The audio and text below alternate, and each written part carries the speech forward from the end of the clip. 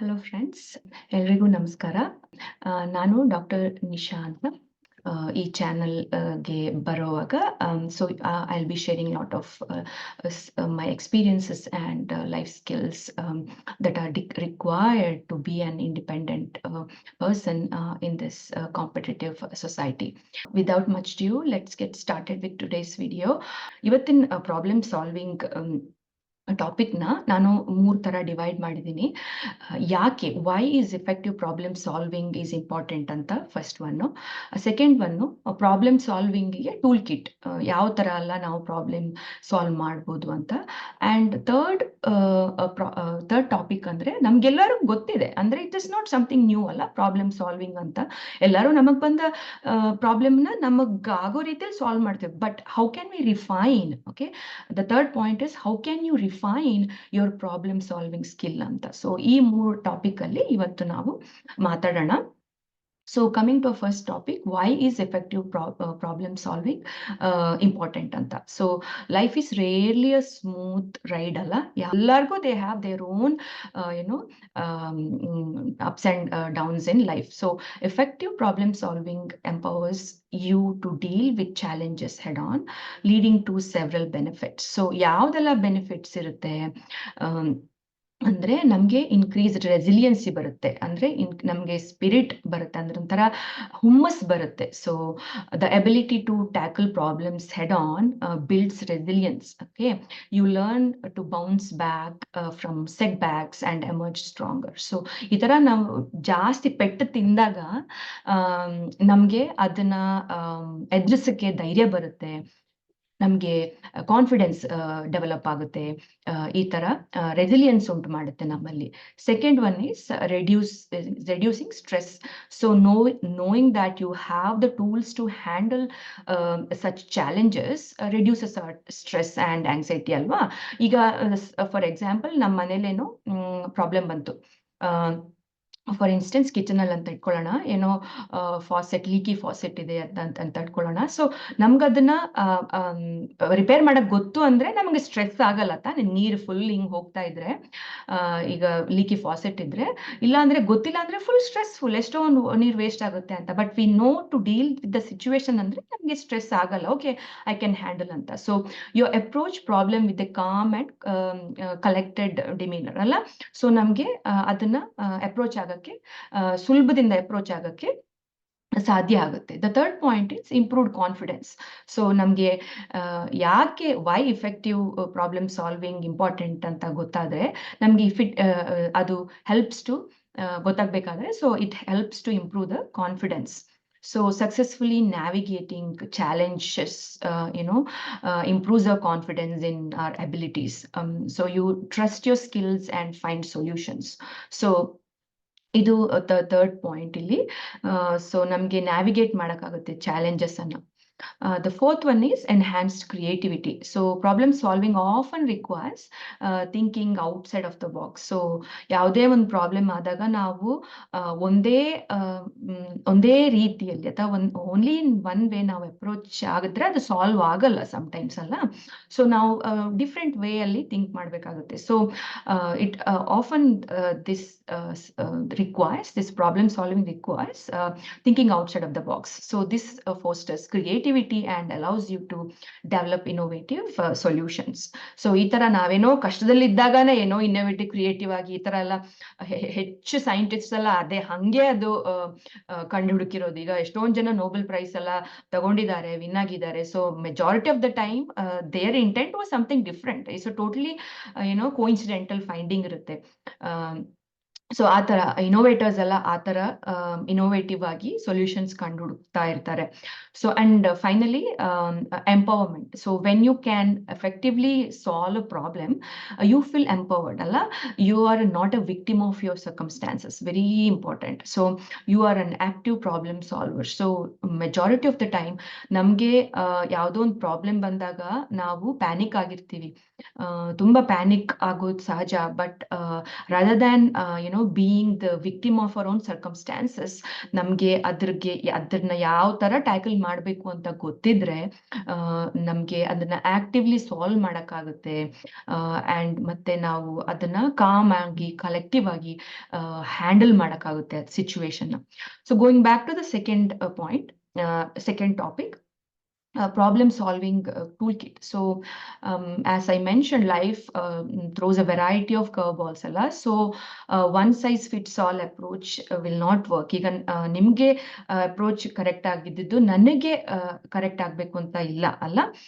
Here is a toolkit, with adaptable strategies to tackle any problem. So ನಾನ್ ಅನ್ಕೊಂಡಿರೋ ಈ ಕೆಲವು points ಎಲ್ಲ ನಿಮ್ಗೆ apply ಆಗ್ಬೇಕು ಅಂತ ಇಲ್ಲ, ಬಟ್ ಕೆಲವೊಂದು ನಿಮ್ಗೆ ಹೆಲ್ಪ್ ಆಗ್ಬೋದು ಅಂತ ಅನ್ಕೊಂಡಿದೀನಿ. So first one is defining the problem, second one is gathering the information, and third one is brainstorming the solution, and fourth one is to evaluate our options, and next one is to choose the best course of action, take action and evaluate and adapt. So items na ನಾವು problem solving tool kit ತರ use ಮಾಡ್ಬೋದು. Kind of it overlaps with decision making ನಂದು previous ವಿಡಿಯೋನಲ್ಲಿ. So ಪ್ರಾಬ್ಲಮ್ಗೆ ನಾವು clearly identify ಮಾಡಬೇಕು ಯಾವುದು problem ಏನಾಗಿದೆ ಅಂತ. So B specific and what are the main obstacles. ಈ ಪ್ರಾಬ್ಲಮ್ನ ಸಾಲ್ವ್ ಮಾಡಬೇಕಿದ್ರೆ ನನಗೇನು ರೋಡ್ ಬ್ಲಾಕ್ಸ್ ಇದೆ ಅಂತ ನಾವು ಅರ್ಥ ಮಾಡ್ಕೋಬೇಕು. So breaking down the problem helps to understand it better. So ದೊಡ್ಡ ಬಂಡೆ ತರ ಅಲ್ಲದೆ ಸಣ್ಣದಾಗಿ ಅದನ್ನ ಪಾರ್ಟ್ ಬೈ ಆಗಿ ಅರ್ಥ ಮಾಡ್ಕೊಂಡ್ರೆ ಅದನ್ನ ಸಾಲ್ವ್ ಮಾಡಕ್ಕೆ ಅಪ್ರೋಚ್ ಮಾಡೋದು ಈಸಿ ಆಗುತ್ತೆ. And also second one would be to gather information. So now problem ide, suddenly conclusion ge jump mado badlu adra potential causes enu, ಯಾಕೆ ಇದು ಪ್ರಾಬ್ಲಮ್ ಆಯ್ತು, ಆ ತರ ಅದ್ರ ಬಗ್ಗೆ ಸ್ವಲ್ಪ ವಿಮರ್ಶೆ ಮಾಡಬೇಕು. ನಾವು ಅದ್ರ ಬಗ್ಗೆ ಡೇಟಾ ಗ್ಯಾದರ್ ಮಾಡಬೇಕು, explore different perspectives on that particular problem. So information gather ಮಾಡಬೇಕು ನಾವು ಆ ಪ್ರಾಬ್ಲಮ್ ಬಗ್ಗೆ. Next one is brainstorm solution. So ಇಷ್ಟೆಲ್ಲ ನಮ್ಗೆ ಗೊತ್ತಾದ್ಮೇಲೆ ನಾವು so obviously think outside of the box. So generate a wide range of possible solutions. So ನಾನು first ವಿಡಿಯೋದಲ್ಲಿ ಅಂದಿದ್ದೆ ಅಪ್ರೋಚ್ ABCD ಅಂತ. ಡಿಫ್ರೆಂಟ್ ಅಪ್ರೋಚಸ್ ಅನ್ನ ನಾವು ಬ್ರೈನ್ ಸ್ಟಾರ್ಮ್ ಮಾಡಬೇಕು. Even some approaches totally unrealistic ಇರ್ಬೋದು, ಬಟ್ ಅದು ಇರ್ಲಿ ನಿಮ್ ಪ್ಲಾನ್ ಅಲ್ಲಿ. Okay, quantify often leads to quality. So ಎಷ್ಟು ನಮ್ಗೆ ಜಾಸ್ತಿ ಇದೆಯೋ ಅದು ಅದರಲ್ಲಿ ನಮ್ಗೆ ಮತ್ತೆ ಫಿಲ್ಟರ್ ಮಾಡಿ ಒಳ್ಳೇದನ್ನ ಚೂಸ್ ಮಾಡಕ್ಕೆ ಹೆಲ್ಪ್ ಆಗುತ್ತೆ. ಆಮೇಲೆ ಒನ್ಸ್ ನಮ್ಗೆ ಬ್ರೈನ್ ಸ್ಟಾರ್ಮ್ ಮಾಡಿದ್ಮೇಲೆ ಈ ತರ ಎಲ್ಲ ಐಡಿಯಾಸ್ ಇದೆ, ಲಿಸ್ಟ್ ಆಫ್ ಐಡಿಯಾಸ್ ಬಂದ್ಮೇಲೆ ನಾವು ಇವ್ಯಾಲ್ಯುವೇಟ್ ಮಾಡ್ಬೇಕು ನಮ್ಮ ಆಪ್ಷನ್ ಅನ್ನ. ಸೊ ಈಚ್ ಪೊಟೆನ್ಷಿಯಲ್ ಸೊಲ್ಯೂಷನ್ ಅನ್ನ ನಾವು ಅನಲೈಸ್ ಮಾಡಬೇಕು. So consider it's feasibility, effectiveness, potential risks and rewards, and alignment with our goals and values.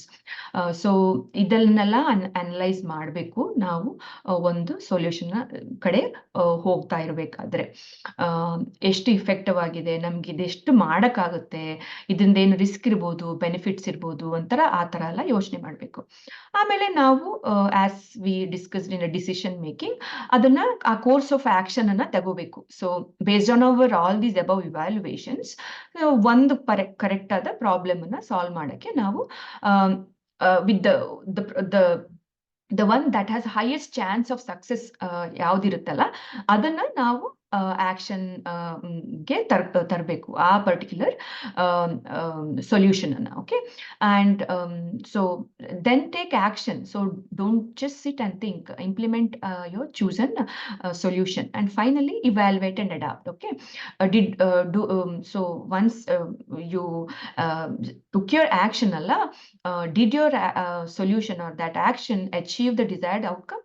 ನಿಮ್ಗೆ ಸಕ್ಸಸ್ ಆಯ್ತಾ ಅದರಲ್ಲಿ ಅಥವಾ ಸಕ್ಸಸ್ ಆಗಿಲ್ವಾ ಅಂತ ಅನಲೈಸ್ ಮಾಡಿ. So analyse what went wrong and adjust your approaches. ಈಗ ಅದು ಸಕ್ಸಸ್ ಆಗಿಲ್ಲ ಅಂದ್ರೆ ಏನಕ್ಕೆ ಸಕ್ಸಸ್ ಆಗಿಲ್ಲ, ಯಾವುದೆಲ್ಲ ಫೇಲ್ಯೂರ್ಗೆ ಅಥವಾ ಕರೆಕ್ಟ್ ಆಗಿ ಹೋಗದೆ ಇರೋಕ್ಕೆ ಏನೆಲ್ಲ ಆಯ್ತು, ರೋಡ್ ಬ್ಲಾಕ್ಸ್ ಏನೆಲ್ಲ ಬಂತು ಅಂತ ಅನಲೈಸ್ ಮಾಡಿ. ಆಮೇಲೆ remember, problem solving is often an iterative process. ಅಂದ್ರೆ ಅದು ರಿಪಿಟೇಟಿವ್ ಟಾಸ್ಕ್. ಒಂದು ಟೈಮಲ್ಲಿ ಆಗಲ್ಲ. ಓನ್ಲಿ ಕೆಲವು ಸಾರಿ when we are taking major life decision ಅಲ್ಲ, ಅವಾಗ ಅದು ಟೈಮಲ್ಲಿ ಕ್ಲಿಕ್ ಆಗಲ್ಲ. ಓಕೆ, ಫಾರ್ ಇನ್ಸ್ಟೆನ್ಸ್, ಈಗ ಒಬ್ರು ಇಂಡಿಯಾನಿಂದ ಫಾರಿನ್ಗೆ ಹೈಯರ್ ಸ್ಟಡೀಸ್ಗೆ ಟ್ರೈ ಮಾಡ್ತಾ ಇದ್ದಾರೆ ಅಂತ ಅನ್ಕೊಳ್ಳೋಣ, ಸ್ಟೂಡೆಂಟು. ಸೊ ಅವಾಗ ತುಂಬ ಪ್ರೊಸೀಜರ್ಸ್ ಫಾಲೋ ಮಾಡಬೇಕಾಗುತ್ತೆ. ಸೊ ಫಾರ್ ಇಂಜಿನಿಯರಿಂಗ್ ಅಲ್ಲಿ ಅಂತಾದರೆ ಟೊಫೆಲ್ ಎಕ್ಸಾಮ್ ಬರಿಬೇಕು, ಆಮೇಲೆ ಅವರು GMAT GRE ಎಕ್ಸಾಮ್ ಬರಿಬೇಕು, ಆ ಥರ ಎಲ್ಲ ಕಾಂಪಿಟೇಟಿವ್ ಎಕ್ಸಾಮ್ಸ್ ಬರಿಬೇಕು. ಸೊ ಅದರಲ್ಲಿ ಇಷ್ಟು ಸ್ಕೋರ್ ಅಂತ ಇರುತ್ತೆ. ಇಷ್ಟು ಸ್ಕೋರ್ ಆದ್ರಷ್ಟೇ ಈ ಥರ ಯೂನಿವರ್ಸಿಟೀಸ್, ಡ್ರೀಮ್ ಯೂನಿವರ್ಸಿಟೀಸ್ ಎಕ್ಸೆಪ್ಟ್ ಮಾಡೋದು ಅಂತೆಲ್ಲ ಇರುತ್ತೆ. It could be either engineering or medicine, health care, ಯಾವುದೇ ಸೆಕ್ಟರ್ ಇರ್ಬೋದು. ಸೊ ಈ ತರ ನಾವು ಒಂದು ಅಟೆಂಪ್ಟ್ ಅಲ್ಲಿ we might not reach our target score ಅಲ್ಲ. ಸೊ ಅವಾಗ ನಮ್ಗೆ it is a iterative process. ಈ ವರ್ಷ ತಗೊಂಡೆ, ಮತ್ತಿನ ವರ್ಷ ತಗೊಳ್ತೀನಿ, ಇಂಪ್ರೂವ್ ಮಾಡ್ತೀನಿ ಸ್ಕೋರ್ಸ್ ಅಂತ. So kind of repetitive. So till we reach our goal. So ಅದಕ್ಕೆ in between that we need to evaluate and adapt newer techniques that will help us to improve. Okay, coming to the third part, so refining your problem solving skills.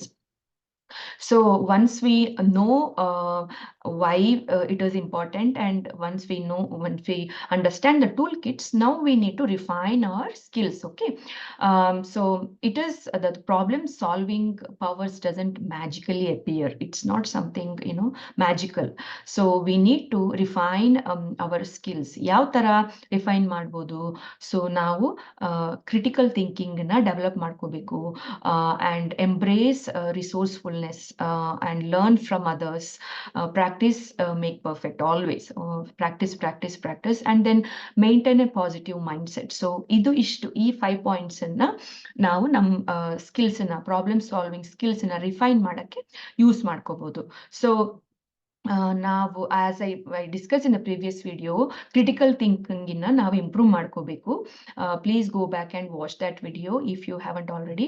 And so ಅಲ್ಲಿ ನಾನು ತುಂಬಾ detail ಆಗಿ discuss ಮಾಡಿದ್ದೀನಿ critical thinking ಬಗ್ಗೆ.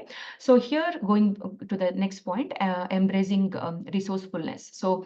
So think creatively about how to use existing resources to your advantage. Look for unconventional solutions.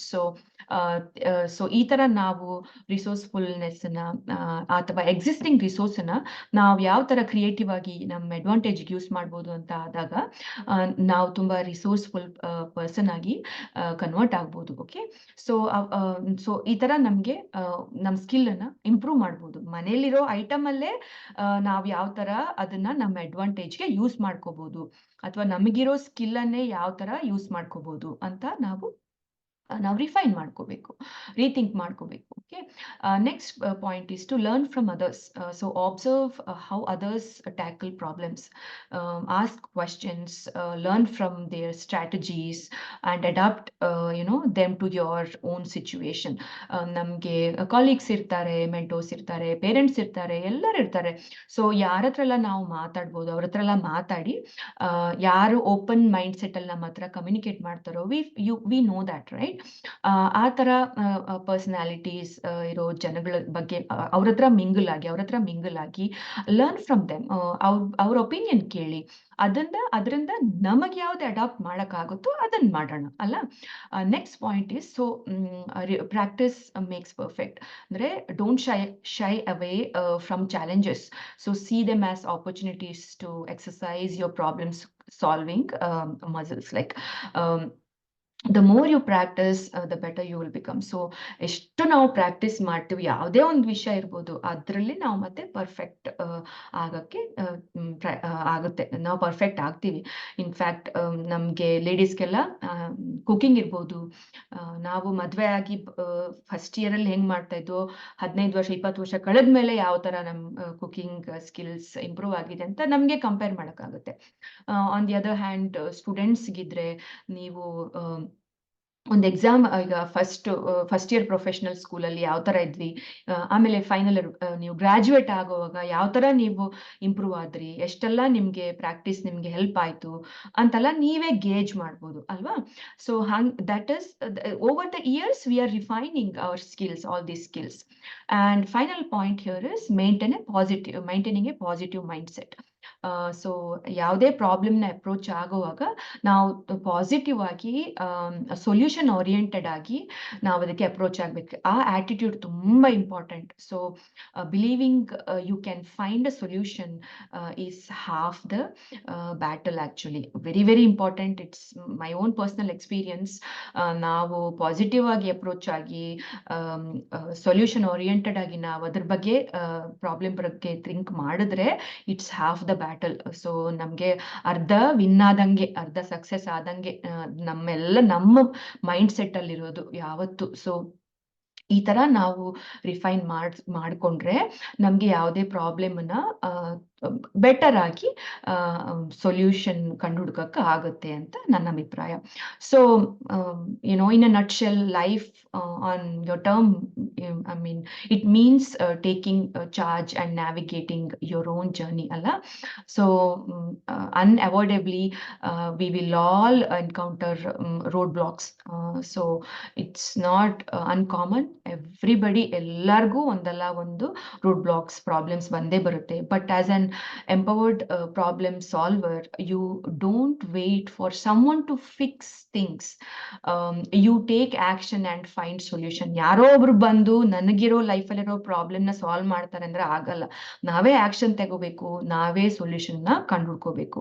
By embracing this problem solving toolkit and sharpening our skills, we can become a master navigator capable of steering ourselves through any challenge, and confidently we can chart our course towards our goals. So always remember, being independent in this society is not defined by our problem. They are independent women or men or anyone. Independent person is always defined by their ability to overcome these problems. So tackle life's curveballs with resourcefulness, creativity, and emerge stronger and more confident on on the other side. So ಇದನ್ನೆಲ್ಲ tackle ಮಾಡಕ್ಕೆ ನಮ್ಗಾದಾಗ, ನಾನೀಗ discuss ಮಾಡಿದ points ಎಲ್ಲ ನಮ್ಗೆ apply ಮಾಡಕ್ಕಾದಾಗ ನಾವು ನಮ್ಮದೇ better or improved stronger version ಆಗಿ ಬರಕ್ಕೆ ಹೆಲ್ಪ್ಫುಲ್ ಆಗುತ್ತೆ ಅಂತ ಹೇಳ್ತಾ ಇವತ್ತಿನ ವಿಡಿಯೋನ ಇಲ್ಲೇ ಮುಗಿಸ್ತಾ ಇದ್ದೀನಿ. Thank you for watching this video. I hope we all can meet in my next video. Thank you so much. Have a wonderful day. Happy ಆಗಿರಿ, ಲೈಫನ್ನ ಕೂಲ್ ಆಗಿ ತಗೊಳ್ಳಿ, ಎಂಜಾಯ್ ಮಾಡಿ.